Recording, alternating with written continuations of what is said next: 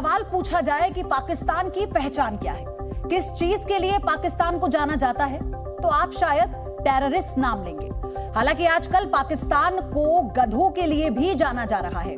जी हां, पाकिस्तान में गधों की एक बड़ी आबादी रहती है और हर साल वहां पर रिकॉर्ड 1 लाख से ज्यादा गधे बढ़ रहे हैं। इसकी वजह है पाकिस्तान की इकोनॉमी, जिसको चलाने में गधे एक बड़ा रोल अदा कर रहे हैं। गधों को एक्सपोर्ट करके इस्लामाबाद कीमती डॉलर कमाता है, जो पाकिस्तान को डिफॉल्ट से बचाने के लिए बहुत जरूरी है। इसीलिए शहबाज सरकार पाकिस्तान के गधों पर गर्व करती है। पाकिस्तान की इकोनॉमी गधों के भरोसे चल रही है। शहबाज शरीफ को यकीन है कि गधा मॉडल से पाकिस्तान मालामाल हो जाएगा। आजकल पाकिस्तान में रोटी नहीं है, डॉलर खत्म हो गया है, पर गधों की तादाद हर साल बढ़ रही है। पाकिस्तान की इकोनॉमी में गधों का इंपॉर्टेंट रोल है, इसलिए गधों की संख्या पाकिस्तान में दिन दूनी और रात चौगुनी रफ्तार से नए रिकॉर्ड बना रही है। साल 2022-23 में गधों की संख्या 58 लाख हो गई है, जो उसके 1 साल पहले 57 लाख। पिछले 8 सालों से लगातार पाकिस्तान में हर साल कम से कम 1 लाख गधे बढ़े हैं। पाकिस्तान मानता है गधा है सदा के लिए, यानी इस्लामाबाद से लेकर कराची तक और कुछ रहे न रहे, गधे जरूर रहेंगे। अब तो पाकिस्तान ने गधों का एक्सपोर्ट भी शुरू कर दिया है। गधों से होने वाली कमाई पर पाकिस्तान के लाखों करोड़ों लोग निर्भर हैं। पाकिस्तान से हर साल चीन को 80,000 गधे एक्सपोर्ट किए जाते हैं। चीन में गधों की मांस और खाल की काफी डिमांड है। पाकिस्तान में गधे की खाल की कीमत 15 से 20,000 रुपए है, पर चीन पहुंचते ही इसकी कीमत काफी बढ़ जाती है। चीन में गधे की खाल से दवाई और सुपर फूड बनाए जाते हैं, जिनकी कीमत 25,000 रुपए किलोग्राम तक होती है। गधों के लिए एक चाइनीज कंपनी ने तो पाकिस्तान को $3 बिलियन के निवेश का ऑफर दिया था। इसलिए पाकिस्तान की शहबाज सरकार हो या जनता, दोनों ही गधों को बड़ी इज्जत देते हैं। गधों की संख्या बढ़ाने की कोशिशों का नतीजा दिख रहा है। इस वक्त दुनिया में सबसे ज्यादा गधों की आबादी के मामले में पाकिस्तान तीसरे नंबर पर है। पाकिस्तान में सरकार ने अरबों रुपए के खर्च से डोंकी डेवलपमेंट प्रोग्राम शुरू किया है। वहाँ गधों के इलाज के लिए अलग से अस्पताल बनवाए गए हैं। पाकिस्तान में गधा का मतलब है पैसा ही पैसा। कुछ पाकिस्तानी मानते हैं कि गधों ने ही पाकिस्तान को डिफॉल्ट होने से बचा लिया। गधों से पाकिस्तान कितना प्यार करता है, अब ये देखिए। पाकिस्तान के हैदराबाद में पिछले 70 साल से गधों का मेला लगता है। इस मेले में 20,000 से लेकर 2 लाख रुपए तक के गधे मिलते हैं और गधों का नाम AK-47, F-16, रॉकेट लॉन्चर और परमाणु बम तक रखे जाते हैं। गधों के नाम पर इस्लामाबाद का रिकॉर्ड देकर पाकिस्तान में मजाक चल रहा है। हालांकि पाकिस्तानियों को यकीन है कि डोंकी पावर से पाकिस्तान सुपर पावर बन सकता है। ब्यूरो रिपोर्ट, जी मीडिया। अगर आज किसी पाकिस्तानी से गधों के बारे में पूछा जाए तो वो कहेगा कि डोंकी की वजह से ही पाकिस्तान का खजाना आबाद है। हालांकि गधों से मदद मिलने के बाद भी पाकिस्तान की इकोनॉमी भारत का मुकाबला नहीं कर सकती। इकोनॉमी के लिहाज से ही तुलना करें तो आप ध्यान से समझिएगा, भारत दुनिया की 5वीं सबसे बड़ी अर्थव्यवस्था है और पाकिस्तान 42वें नंबर पर है। दोनों देशों के बीच 37 पायदान का अंतर है। भारत की ग्रोथ रेट 7.2% है, जबकि पाकिस्तान की विकास दर सिर्फ 0.29% है। भारत के 1 रुपए की वैल्यू पाकिस्तान के 3 रुपए से ज्यादा है। इसी तरह भारत के पास $595 बिलियन का फॉरेक्स रिजर्व यानी डॉलर का भंडार है, तो पाकिस्तान का आंकड़ा महज $3.9 बिलियन है। आंकड़े गवाही दे रहे हैं कि भारत की अर्थव्यवस्था तेजी से बढ़ रही है और पाकिस्तान ने इतना विदेशी कर्ज लिया है कि 2024 तक वो कर्ज ही चुकाता रह जाएगा। शहबाज शरीफ पूरी कोशिश कर रहे हैं कि डूबते पाकिस्तान को अब सिर्फ गधों का ही सहारा है। पीएम मोदी ने सऊदी अरब फोन लगाया तो पाकिस्तान को जलन हो रही है। पाकिस्तान को लग रहा है कि कर्ज मांगने के कारण अब मुस्लिम देश भी उसे पसंद नहीं करते। मोदी की मिडिल ईस्ट नीति से शहबाज शरीफ डर रहे हैं।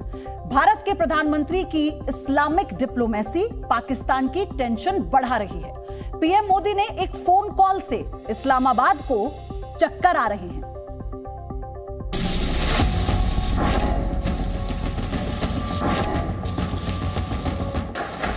पाकिस्तान से ये रिएक्शन प्रधानमंत्री नरेंद्र मोदी और सऊदी अरब के क्राउन प्रिंस मोहम्मद बिन सलमान की फोन पर हुई बातचीत के बाद आया है। मोदी और प्रिंस सलमान की खबर आई तो कटोरा लेकर सऊदी पहुंचने वाला पाकिस्तान परेशान हो गया। पीएम मोदी और सऊदी क्राउन प्रिंस के बीच दोनों देशों के रिश्तों के अलावा कई मुद्दों पर चर्चा हुई। पीएम मोदी ने पिछले महीने सूडान में फंसे भारतीयों को सुरक्षित निकालने में सऊदी अरब के सहयोग की तारीफ की। प्रिंस मोहम्मद बिन सलमान ने G20 समिट में शामिल होने के लिए भारत आने की बात कही और दोनों देशों की यही नजदीकी पाकिस्तान के लिए बड़ी परेशानी है। मुस्लिम देशों के बीच पाकिस्तान की इमेज मजहब का हवाला देकर कर्ज मांगने की रही है, जबकि भारत की साख लगातार बढ़ी है। सऊदी अरब के बाद अब एक और पावरफुल इस्लामिक कंट्री को साधने के लिए प्रधानमंत्री नया मास्टर स्ट्रोक चलने जा रहे हैं। अरब सागर के एक छोर पर भारत है तो दूसरी ओर इजिप्ट है। दोनों देशों के बीच सामरिक समन्वय पूरे क्षेत्र में शांति और समृद्धि के लिए मददगार होगा। अमेरिका दौरे के ठीक बाद पीएम मोदी मिस्र जाएंगे। इसी साल गणतंत्र दिवस की परेड में मुख्य अतिथि मिस्र के राष्ट्रपति अब्देल फतेह अल सीसी थे। अब 6 महीने में दूसरी बार पीएम मोदी की मिस्र के राष्ट्रपति से मुलाकात होगी। मिडिल ईस्ट का ये इस्लामिक देश भारत के लिए सामरिक और व्यापारिक रूप से बड़ा साझेदार हो सकता है। प्रधानमंत्री नरेंद्र मोदी की इजिप्ट यात्रा भारत की कूटनीति का महत्वपूर्ण विस्तार है। मिस्र से एशिया, अफ्रीका और यूरोपीय देशों तक पहुंच बनाना आसान है। दुनिया के मैप पर मिस्र की लोकेशन देखिए।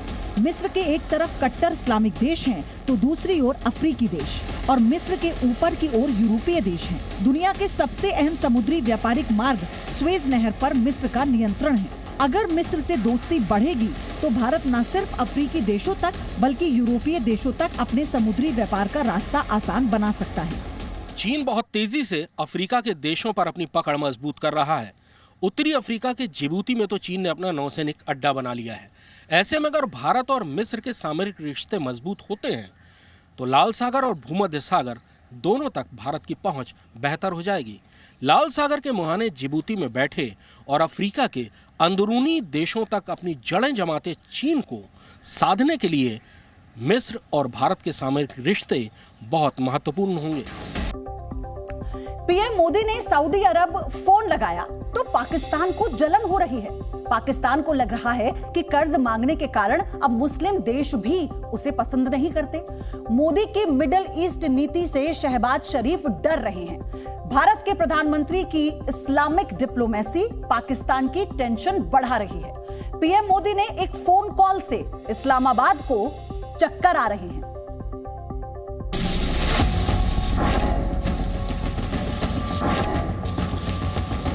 मुस्लिम उम्मा और सब कुछ बड़ी मोहब्बत है उनको हमसे। हमें पता नहीं है या नहीं, हम कहते तो हैं, लेकिन हमारी मोहब्बत जो है वो कर्ज तक रहती है। को फर्क ही नहीं पड़ रहा यहाँ पे क्या हो रहा है, किस तरह, और कोई इंटरेस्ट भी नहीं ले रहा है। हम ही भाग भाग के दुनिया के पास जा रहे हैं। पाकिस्तान से ये रिएक्शन प्रधानमंत्री नरेंद्र मोदी और सऊदी अरब के क्राउन प्रिंस मोहम्मद बिन सलमान की फोन पर हुई बातचीत के बाद आया है।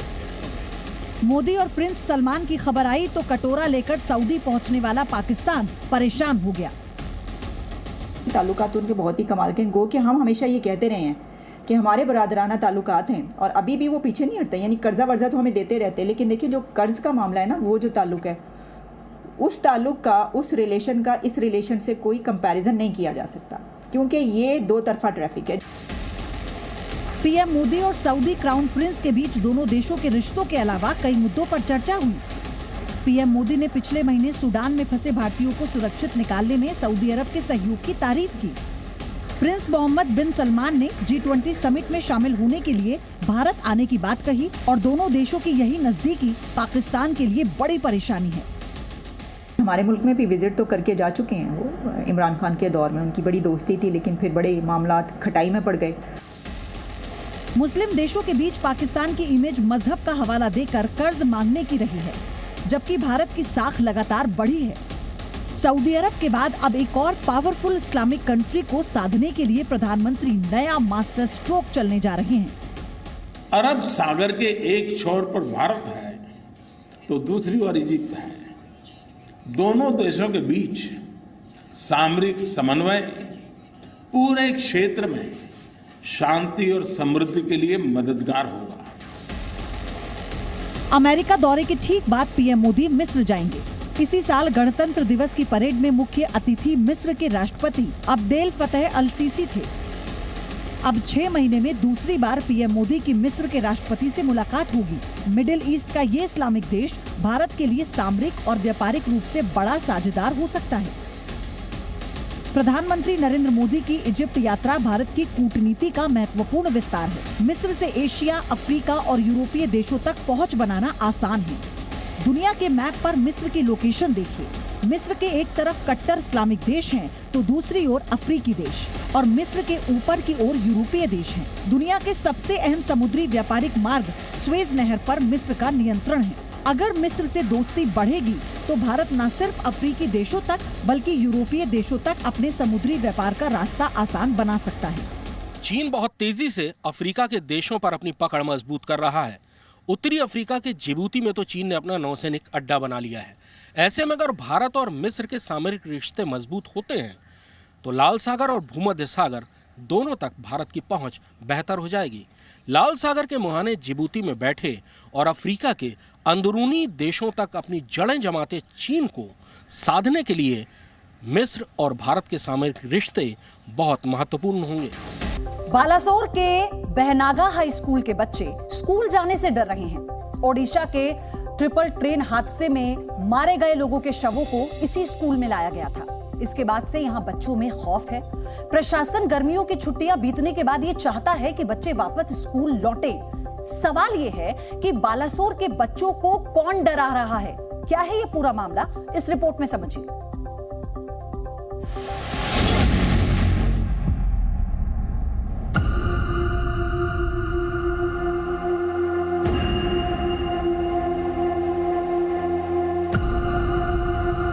लाशें इतना पड़ा हुआ था कि आप सोच नहीं पाएंगे। गिनती करेंगे तो गिनती नहीं कर पाएंगे।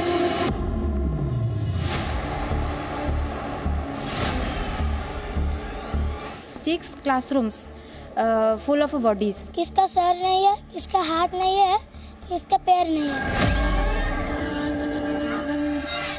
कुछ चल रहा है यहाँ पे। रात में वो कोई नहीं निकलता घर से। मुझे बहुत डर लग रहा है। बहनागा हाई स्कूल की दीवारों पर खून के धब्बे, फर्श पर कटी हुई लाशें। ये भयानक मंजर था 3 जून का, जब इससे पिछली रात बालासोर के ट्रिपल ट्रेन हादसे में मारे गए लोगों के शवों को इस स्कूल में रखा जा रहा था। अब बहनागा हाई स्कूल के छात्र अपने स्कूल नहीं आना चाहते। उनके माता पिता भी बच्चों को स्कूल भेजने से कतरा रहे हैं। इसकी वजह क्या है, आप खुद इन छात्रों से सुनिए। उसको देखकर मुझे बहुत डर लग रहा है। पूजा पाठ कर लेना चाहिए, वरना मेरे छोटे छोटे बहन और भाई बहुत डरेंगे। स्कूल में सब डेड बॉडी रखा है। किसका सर नहीं है, किसका हाथ नहीं है, किसका पैर नहीं है। डर तो लगता है। बालासोर ट्रेन हादसे के बाद ये छात्र इतना डर गए हैं कि 26 जून से दोबारा स्कूल खुलने के बाद स्कूल आने से कतरा रहे हैं। जैसे जैसे रेस्क्यू ऑपरेशन आगे बढ़ रहा था, स्कूल के इस क्लासरूम में शवों को अलग अलग अस्पताल के मॉर्चरी में रखा जा रहा था। बहनागा हाई स्कूल की टीचर बता रही हैं कि आखिर पूरा मामला है क्या। और 200 एम्बुलेंस में यहाँ पे लेकर आए थे। हिंदू रिचुअल से वो मानते हैं कि यहाँ कुछ होंगे। सारे डेड बॉडीज जो थे वो डरे हुए हैं और वो लोग भी खुद यहाँ के विजिट करके गए हैं। तो सम स्टूडेंट्स नहीं चाह रहे हैं यहाँ आने के लिए। आपको बता दें कि यहाँ करीब 567 छात्र पहली से 10वीं क्लास तक पढ़ाई करते हैं। इस स्कूल के छात्र चाहते हैं कि दहशत के माहौल से उन्हें बचाया जाए, वरना दोबारा यहाँ पढ़ाई नहीं हो सकेगी, क्योंकि उनका डर खत्म नहीं हो रहा। अभी तो दिल में घबराहट हो गया, हमको पढ़ने भी दिल नहीं लगेगा। 65 साल पुराने स्कूल के प्रशासन ने केंद्र और राज्य सरकार से गुहार लगाई है कि बच्चों की मनोदशा बेहद खराब है। ऐसे में सरकार उनकी मदद के लिए आगे आए, वरना आगे स्कूल चलाना मुश्किल हो जाएगा। जी न्यूज।